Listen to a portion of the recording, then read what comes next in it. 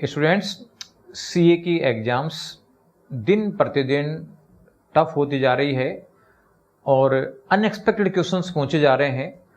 ऐसे टाइम में अगर आप शॉर्टकट फॉलो करते हैं, कॉम्पैक्ट बुक फॉलो करते हैं या कोई नोट फॉलो करते हैं तो उसका क्या नतीजा होता है, ये मैं सब आप लोगों को डिस्कस करने वाला हूं और साथ ही इसका क्या उपाय है जिससे कि हम सारे सिलेबस को कम टाइम में रिवाइज करने की पोजीशन में आए, ये भी मैं बताने वाला हूं।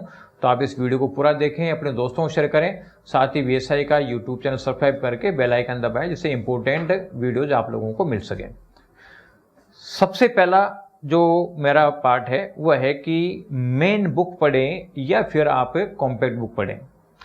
आईसीएआई आपको स्टडी मटेरियल प्रोवाइड करता है और कहता है कि साहब इन स्टडी मटेरियल को पढ़ के आप एग्जाम दो, हम पास कर देंगे। लेकिन जो मार्केट में बहुत सारे टीचर्स हैं उन्होंने अपने शॉर्ट नोट्स बना रखे हैं, शॉर्ट नोट्स की बुक्स बना रखी है और वो आप लोगों को बताते हैं कि ये शॉर्ट नोट्स पढ़ो, इससे आपका पर्पस सोल्व हो जाएगा। तो आईसीएआई भी होशियार है। आईसीएआई आपकी गवर्निंग बॉडी है, आपको सर्टिफाई करेगी कि आप चार्टर्ड अकाउंटेंट बन गए। वो कोचिंग के टीचर्स है, उनसे भी होशियार हैं। तो हालांकि वो टीचर्स को मना नहीं कर सकती पढ़ने के कि आप क्या नोट्स बना सकते हो क्या नहीं बना सकते, लेकिन उन्होंने अपना तरीका चेंज कर दिया पेपर देने का और आजकल क्वेश्चन ऐसे पूछे जाते हैं जिसमें डिटेल्ड आंसर चाहिए। पता चलेगा कि साहब एक पैराग्राफ है, उसमें से एक छोटी सी लाइन उठाई और उस लाइन का क्वेश्चन बना के दे दिया और आपने सोच दिया इस लाइन का क्या मतलब है, मैं इस पैराग्राफ में 10 लाइन है उसमें 2 लाइन लिख दूंगा तो पर्पस सोल्व हो जाएगा। तो पता चला है उसको एक छोटी सी लाइन का क्वेश्चन बना के दे दिया। अब आपको पूरा डिटेल्ड पता है तो आप करने की पोजीशन में आ जाओगे, अदरवाइज करने की पोजीशन में नहीं आओगे। तो अक्सर जो ये कहा जाता है कि साहब एक कॉम्पैक्ट बुक पढ़ लो, इससे आपका पर्पस सोल्व हो जाएगा, तो ये कॉम्पैक्ट बुक अब आज के डेट में कोई काम की रही नहीं है और आप पढ़ भी लेंगे तो कुल मिला के उसमें कोई मार्क्स आने वाले नहीं है। और अगर मान लीजिए मेरी बात आपको लगे कि यार मैं झूठ बोल रहा हूँ, तो आप लोग आर्टिकलशिप कर रहे हो, बहुत सारे सी आर्टिकलशिप कर रहे हैं, सी स्टूडेंट आर्टिकलशिप कर रहे हैं, सी स्पेशली सीए फाइनल के, उनकी फर्म में कितने स्टूडेंट्स एग्जाम दे रहे हैं और कितनों ने शॉर्टकट पढ़ा और उसमें से क्या रिजल्ट रहा, उसके बेसिस पे उनको आइडिया लग जाएगा। आप आइडिया लगा सकते हो कि शॉर्टकट का मतलब क्या होता है, उसका क्या रिजल्ट रहता है। अगर मान लीजिए कोई शॉर्टकट पढ़ रहा है, किसी फर्म में 100 स्टूडेंट्स ने एग्जाम दिया, शॉर्टकट से अगर 10 स्टूडेंट्स पास हो रहे हैं तो ये मान के चलो कि उन शॉर्टकट से उनको नुकसान ज्यादा हुआ है, फायदा कम हुआ है। पास होने का मतलब ये नहीं कि साहब पास हो गए तो अच्छा है, हो सकता है कि वो 600 में से 500 नंबर से पास हो सकते थे लेकिन 300 नंबर से पास हुए। तो डिटेल्ड बुक पढ़ के हो सकता है 500 मार्क्स आ जाते, लेकिन वैसे 300 मार्क्स आए। तो ये जो शॉर्टकट्स ने उनको नुकसान किया है, फायदा कम किया है। तो कुल मिला के आईसीएआई के स्टडी मटेरियल फोकस करो, कोई शॉर्ट नोट कॉम्पैक्ट बुक पे फोकस करने की जरूरत नहीं है। ये बेसिकली जो शॉर्ट नोट्स है इसका रियल पर्पस जिसे बोला जाता है कि साहब लास्ट में स्टडी मटेरियल को पूरा सोल्व नहीं कर पाओगे, पूरा पढ़ नहीं पाओगे, इसलिए आप ये शॉर्ट नोट ले लो, शॉर्ट नोट्स पढ़ लो, उससे हो जाओगे। अरे तो भाई शॉर्ट नोट्स के बेसिस पे अगर रिजल्ट आ जाता तो फिर बुक्स बनाने की जरूरत क्या है। आपको पता है सीए इंस्टीट्यूट में चार्टर्ड अकाउंटेंट बैठे हैं सारे के सारे, और चार्टर्ड अकाउंटेंट्स पैसे के मामले में वैसे ही कंजर्वेटिव होते हैं। तो अगर एक बुक उन्होंने 2000 पेज की बनाई है और वो मानो 200 पेज की बन सकती है, तो आप मानो कि चलो कि इनके प्रिंटिंग कॉस्ट 10% हो जाती, यानी वो शॉर्ट नोट्स ही देते, आपको डिटेल्ड बुक देते ही नहीं और पैसा भी बचाते और आप लोगों के जो आप लोगों की नॉलेज में या आप लोगों के मन में वो एक तरीके से हीरो भी बन जाते। लेकिन फिर भी आपके मन में वो विलेन बने हुए हैं कि साहब इतनी लंबी स्टडी मटेरियल दे रहे हैं तो कुछ न कुछ तो उनका पर्पज होगा। तो कुल मिला के ये जो कॉम्पैक्ट नोट्स हैं ये बेच के और पैसा कमाने का जरिया है, इसके अलावा कुछ नहीं है। तो आप लोग जो शॉर्ट नोट्स के चक्कर में पढ़ने से बजाय आप आईसीएआई के स्टडी मटेरियल को आपको प्रेफर करना है। अब प्रेजेंट टाइम में देखो सिलेक्टिव स्टडी बहुत डेंजरस हो गई है। क्यों हो गई है? क्योंकि जैसे पहले स्टूडेंट्स क्या करते थे कि यार एक चैप्टर है, एक चैप्टर में मान लीजिए 100 पेज है, इस 100 पेज में से जो पास्ट एग्जाम्स में क्वेश्चन पूछे हुए हैं वो पता चल 25 पेज में से पूछे हुए हैं, तो बच्चे 25 पेज पढ़ लेते थे कि चलो इनमें से क्वेश्चन आना है, बाकी तो 75 पेज में से तो क्वेश्चन आना ही नहीं है। ये सेलेक्टिव स्टडी आजकल सबसे खतरनाक हो रही है, क्योंकि आईसीएआई प्रेजेंट टाइम में उन एरियाज में से क्वेश्चन पूछ रहा है जो अभी तक इग्नोर्ड एरिया थे, जिस एरिया से न तो कोई आरटीपी एमटीपी और न किसी सजेस्टेड में क्वेश्चन थे। तो स्टूडेंट्स को लगता था यार देखो आरटीपी एमटीपी सजेस्टेड में इस पोर्शन के क्वेश्चन है, उस पोर्शन को पढ़ लेते थे। तो कुल मिला के आईसीएआई ने अपना टारगेट चेंज कर दिया। अब वो कहता है कि भाई मैं तो कहीं से ही पूछ सकता हूँ क्वेश्चन, और कहीं से पूछ रहा है वो आपको बता भी रहा है। तो ऐसे ही मैं कई बार देखता हूँ, बच्चे मेरे से कई बार कहते हैं कि साहब ये पेपर तो आउट ऑफ कोर्स आ गया। अब आउट ऑफ कोर्स का मतलब कोर्स किसको माना, जिन्होंने पढ़ लिया। तो पता चलता है कि कोर्स के बाहर तो कुछ आया ही नहीं है, आया सारा का सारा कोर्स में से है, लेकिन वो पता मैच जब भी होगा जब आपने पूरे चैप्टर पढ़े हैं। ये काम कर सकते हो कि यार 15 चैप्टर हैं, 15 में से मैं 10 पढ़ सकता हूँ, कोई बात नहीं, चल जाएगा, क्योंकि हर चैप्टर का लगभग वेटेज आईसीएआई ने फिक्स कर रखा है कि लगभग इतना वेटेज हर चैप्टर में देंगे। 10 चैप्टर का भी सर्टेन वेटेज होता है, उससे पास हो जाओगे, अच्छे नंबर भी ले आओगे, बस शर्त है कि उस पोर्शन को तो कम से कम आप स्ट्रॉन्ग तरीके से करो। मई 25 एग्जाम की मैं बात करूं तो जो अनकन्वेंशनल टॉपिक्स में से जो क्वेश्चन पूछे गए, ये मान लीजिए हर सब्जेक्ट में लगभग 20 से 25 नंबर के क्वेश्चन जो थे वो अनकन्वेंशनल थे, अभी तक के इग्नोर्ड एरिया में से थे। और अक्सर जो टीचर्स को फेवरेट लगता है और बच्चों को फेवरेट लगता है वो एरिया के अलावा जो रिमेनिंग एरिया थे उनमें से थे।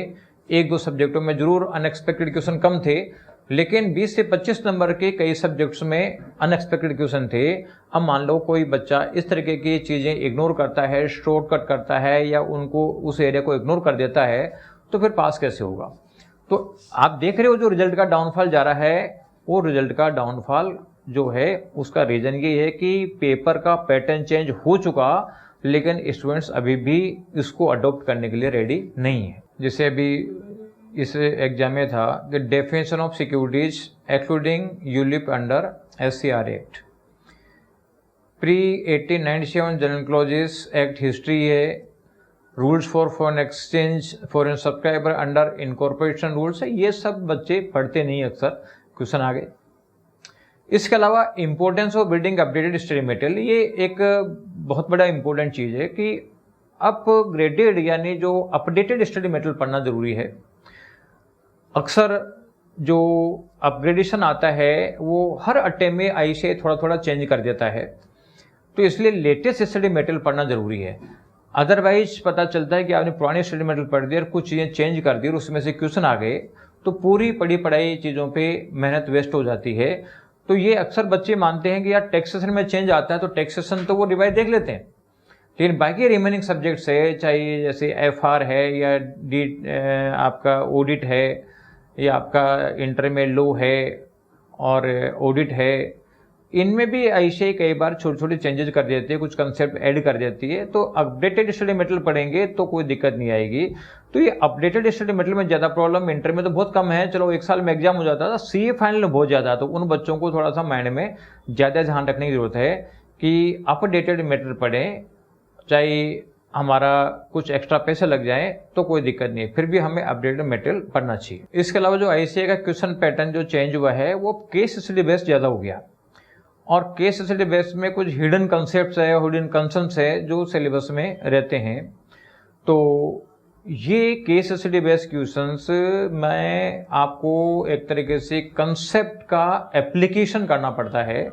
तो कंसेप्चुअल क्लैरिटी तो चाहिए, आपको उसको किस तरीके से अप्लाई करना है, ये अप्लाई करने की स्किल भी आप लोगों के माइंड में होना चाहिए।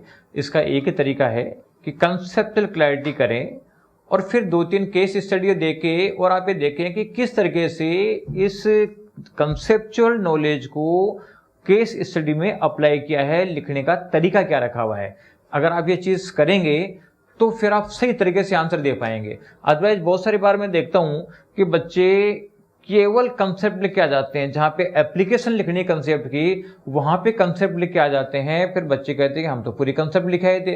अरे भाई कंसेप्ट नहीं लिखना था, कंसेप्ट के साथ में उसका अप्लाई करके दिखाना था कि उसको हम किस तरीके से अप्लाई कर रहे हैं। तो वो एप्लीकेशन भी सीखनी पड़ेगी। इसका एक ही तरीका है कि कुछ केस स्टडीज आप सोल्व करें, पहले कंसेप्ट क्लियर करें और उसके बाद में कुछ उसकी केस स्टडी सोल्व करें, तो आपको लिखने का या केस स्टडी सोल्व करने का पैटर्न आप लोगों को पता चल जाएगा। आपको language and sentence formation skill भी सीखनी पड़ेगी, क्योंकि आपने पढ़ तो लिया और उसको अगर बेटर तरीके से प्रेजेंट नहीं कर पाए, ढंग से सेंटेंस नहीं बना पाए, उसको ये नहीं कि सेंटेंस को रट के लिखना है, आप अपने लैंग्वेज में सेंटेंस फ्रेम कर सकते हैं, लेकिन सेंटेंस आपको ढंग के फ्रेम करने पड़ेंगे।